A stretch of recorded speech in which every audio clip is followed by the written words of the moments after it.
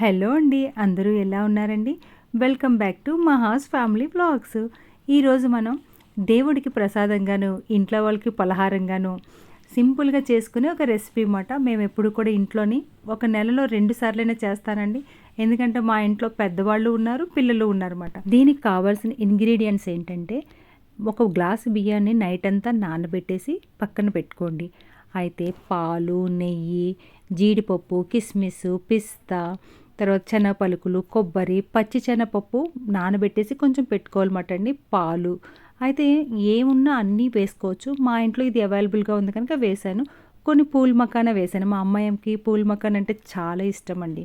అయితే బియ్యాన్ని బాగా కడిగేసుకొని దోసల పిండి మాదిరిగా మిక్సీలో ఆడేసి పక్కన పెట్టుకోండి.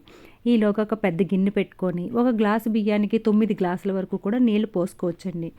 అయితే చూసారు కదా, దోసల పిండి ఎలా వచ్చిందో అలాగా ఉంటుందన్నమాట. అంటే కొంచెం పల్చగా అన్నమాట. ఈలోగా బెల్లం మాది గట్టిగా ఉందండి. అందుకే నేను కొంచెం నీళ్లు వేసి పక్కన ఏంటంటే బెల్లాన్ని కరిగిస్తున్నాను అనమాట. ఇంకో సైడ్ కళాయి వేసి కొంచెం నెయ్యి వేసుకొని ఈ డ్రై ఫ్రూట్స్ అన్నీ కూడా వేపుకున్నాను అనమాట అండి. ఇవన్నీ వేపుకునే లోపు ఎసరు మరిగిపోతుందన్నమాట. మరిగిపోయడానికి ముందు ఈ మనం నానబెట్టుకున్న శనగపప్పుని అందులో వేసేసి ఉడకనివ్వాలన్నమాట అండి. ఎందుకంటే శనగపప్పు ఉడకడానికి టైం పడుతుంది కనుక. అలా అయిన తర్వాత ఇవన్నీ రెడీ చేసి పక్కన పెట్టేసుకున్నాను. ఆ తర్వాత మనము బియ్యం ఆడి పక్కన పెట్టుకున్నాం కదండి, ఆ బియ్యాన్ని కొంచెం కొంచెంగా వేస్తూ బాగా కలపాలన్నమాట అండి. దీనికి టేస్ట్ ఎక్కడొస్తుందంటే అది అంతా వేసేసిన తర్వాత అక్కడ మనం కలుపుతూనే ఉండాలన్నమాట అండి. అందులోంచి జిగురు రావాలన్నమాట. ఇది తినడం వల్ల నడుము నొప్పి తగ్గుతుంది, అలాగే నడుముకి బలం వస్తుంది. నెక్స్ట్ ఏంటంటే పెద్దవాళ్ళకి, పిల్లలకి కూడా చాలా మంచిది. రైస్ లాంటిదే మాట అండి ఇది కూడా. దాంతోపాటు మనం ఇన్ని ఇంగ్రీడియంట్స్ కలిపి తింటున్నాం కనుక ఇది ఎంత హెల్తీయో మీకే అర్థమైపోతుంది కదండి. చూసారు కదా, బెల్లం కూడా వేసేసాను. బెల్లం వేసిన తర్వాత కొంచెం సేపు బాగా తిప్పిన తర్వాత అప్పుడు పాలు వేయాలండి. పాలు వేసిన తర్వాత బెల్లం కానీ వేస్తే పాలు ఇరిగిపోతాయి అన్నమాట.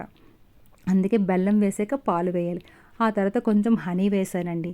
ఇంకేముంది, బాగా తిప్పాను. మీకైతే ఇంత తక్కువ టైం కానీ నాకైతే కనుక ఈ కలపడానికి 15 నిమిషాల పైనే పడుతుందన్నమాట. ఎందుకంటే అందులో నుంచి ఆ జిగిరే మనకి ఒంటికి మంచిదన్నమాట. ఆ బియ్యం నుంచి వచ్చిన జిగురు మటన్ని.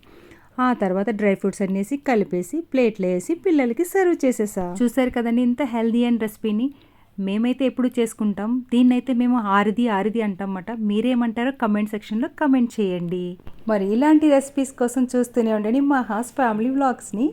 మరి లైక్ చేయండి, షేర్ చేయండి, సబ్స్క్రైబ్ చేయండి ప్లీజ్ అండి.